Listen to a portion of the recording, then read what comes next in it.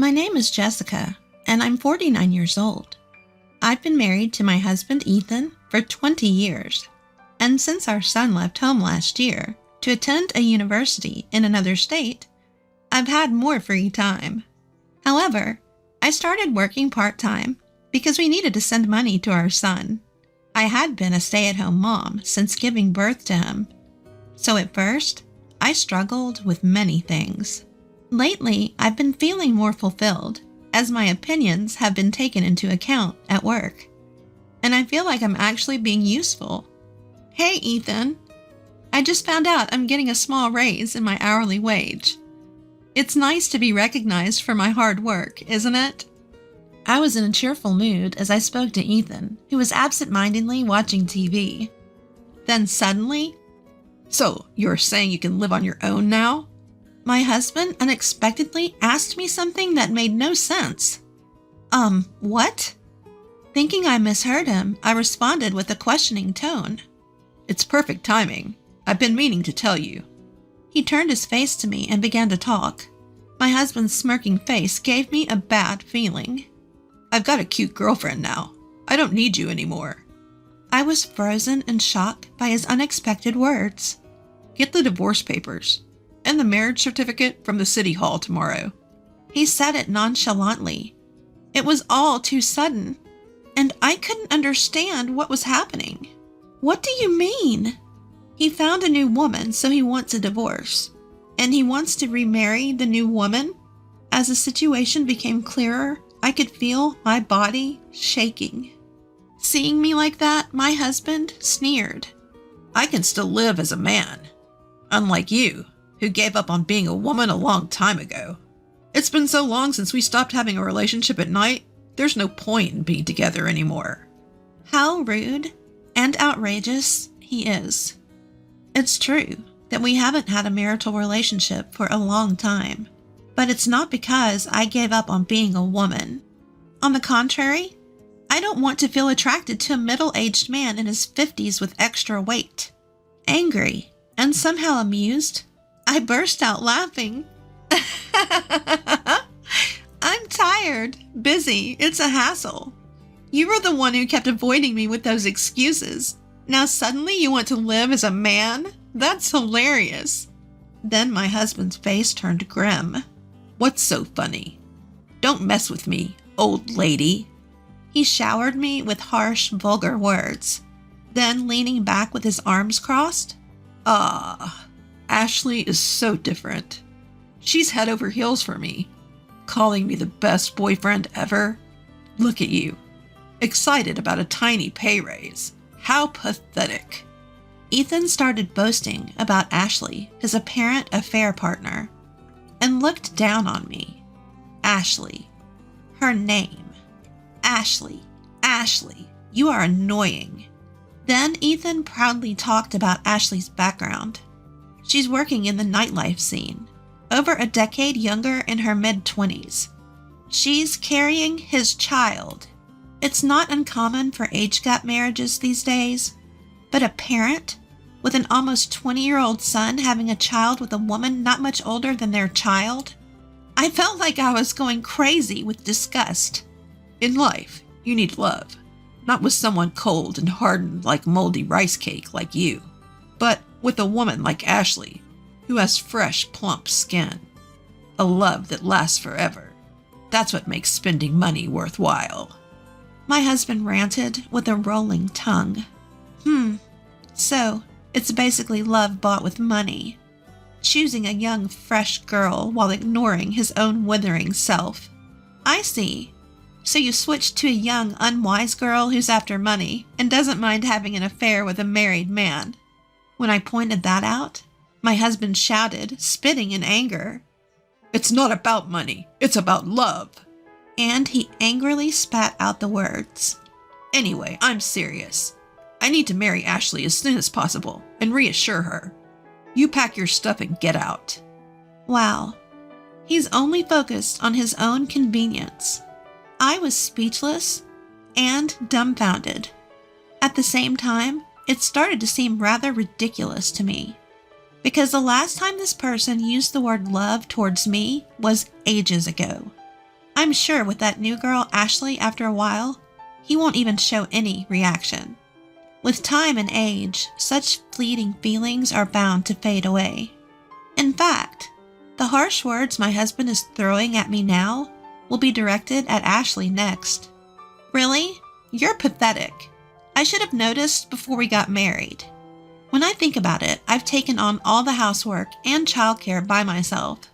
My husband, who never helped, but also just criticized me for not doing this or that, has changed a lot. Even though it was a time when it was taken for granted, there wasn't even a single word of appreciation, let alone love. And now, he's discarding me, who has tried so hard, and moving on to a younger woman. I couldn't believe it was a sane decision, but Ethan seemed to take my words as just sour grapes. Well, then there's no problem. Anyway, we'll fill out the paperwork on the next day off. Make sure you have both ready. And with that, he locked himself in the room. For several days after that, I spent sleepless nights and couldn't stop the tears of frustration. Still, outwardly, I pretended not to be bothered. On the next day off, my husband actually invited the other woman to our house. Hi there, Ethan's old wife. I came to help with the paperwork.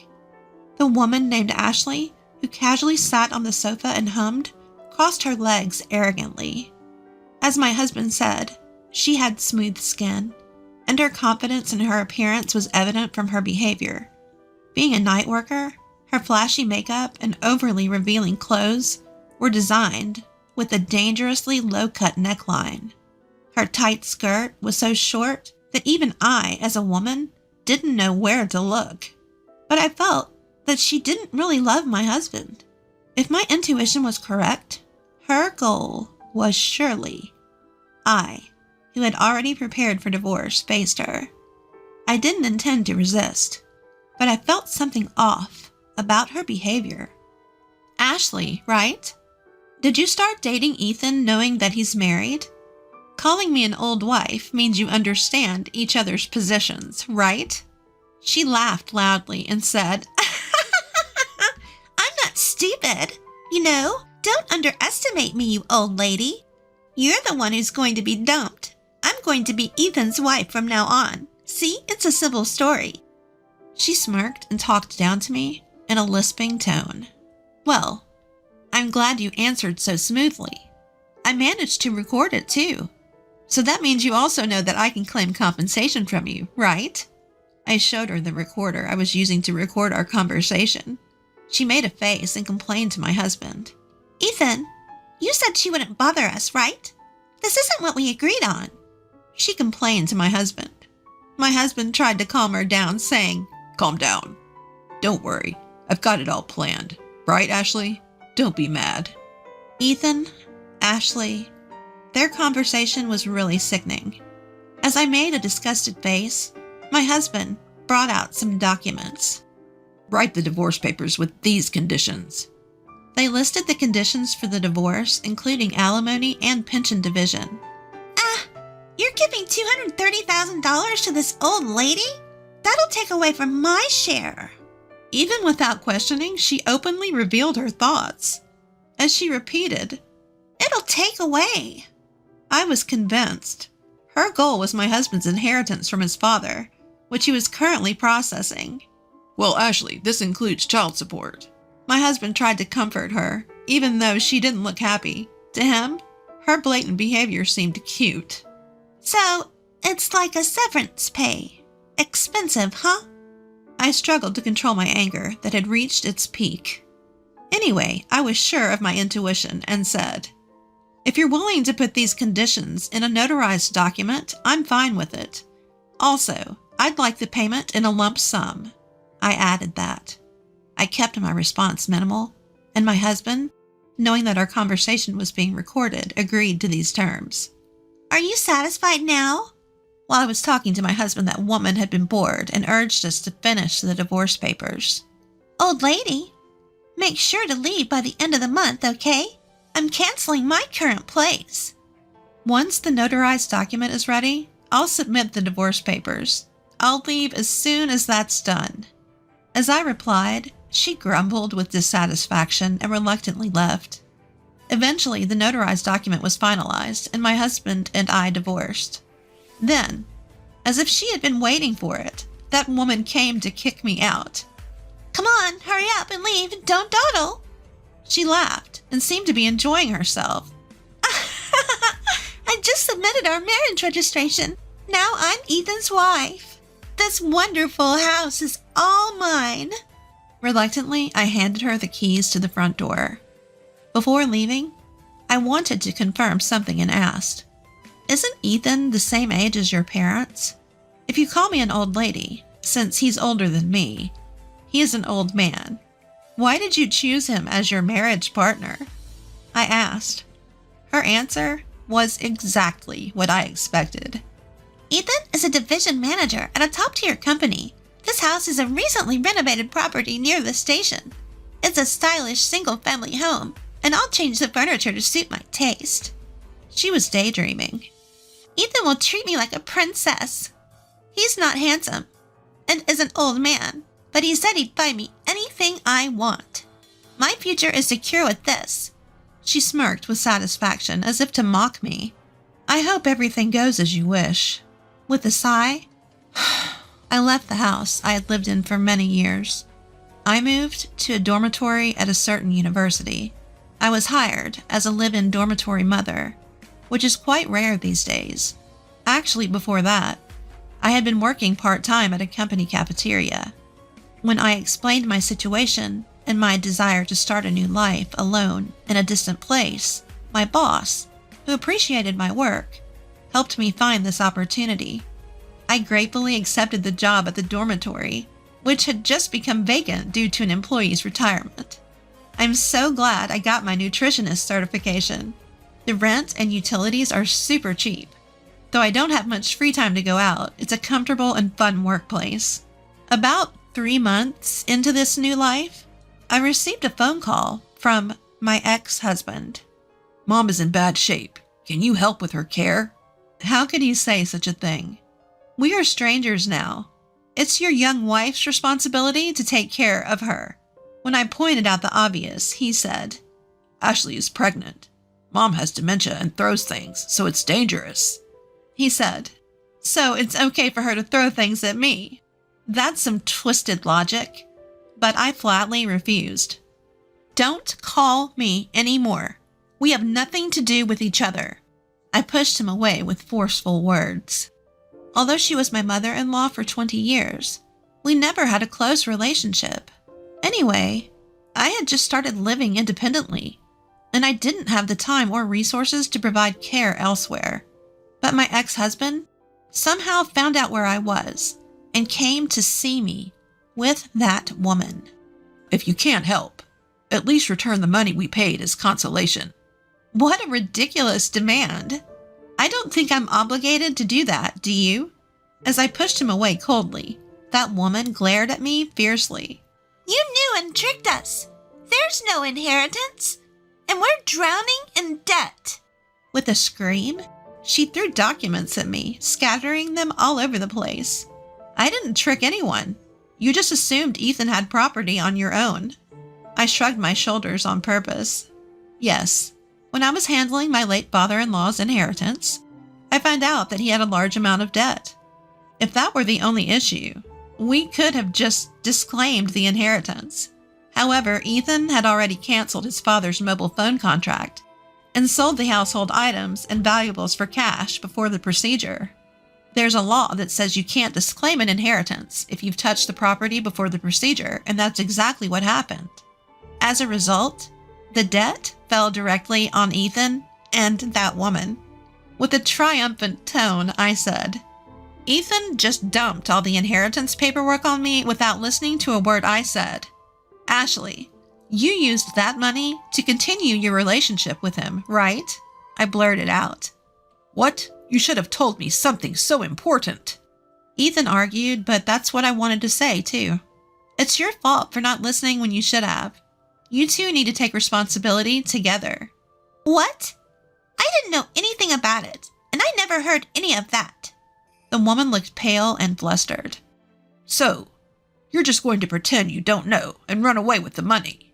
The two of them pressed me hard, but I didn't care. It's funny you say that.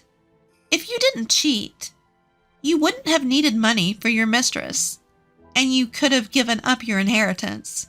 You're definitely the one who caused this situation. Ugh! He groaned and backed away. Ashley, you knew he was married, pursued him for his assets, had a child, and kicked me out. You wanted this position, didn't you? I lectured the girl who was old enough to be my daughter. If I knew this would happen, I wouldn't want this old man at all. There was more for me to say. Do you remember the notarized documents from our divorce? I received alimony, pension division, and child support from Ethan. But besides that, I can also claim alimony from you. What? You're saying $230,000 isn't enough? You're so greedy! She shouted in disbelief and insulted me. I would have forgotten about it if you left me alone, but you come up with nonsense like demanding I take care of his mother or return the alimony I received. I can't take it anymore. I told her I had a recording of our divorce negotiations and was serious about claiming alimony. She ran away without looking back. As I watched her go, I turned to Ethan, who was still standing there. How can she run like that when she's in her last trimester? Is she really pregnant? And where's the love now that she's run away? At my question, Ethan gasped. I was wrong. Please come back. He begged with teary eyes, looking aged all at once. No way. Please leave. Jessica. My ex-husband sobbed, and as pitiful as he was, he didn't deserve any mercy considering his past actions. Later, just as I expected, the woman disappeared, leaving only a divorce notification behind. It seems her pregnancy was a lie, too. My ex-husband was left to handle his debt and care for his mother alone, and he withered away from stress and overwork. As for me, I found my calling as dorm mother for kids the same age as my son, and people have been telling me I look younger lately. From now on, I'll live honestly without arrogance or scheming. Everyone, please be careful when getting a divorce.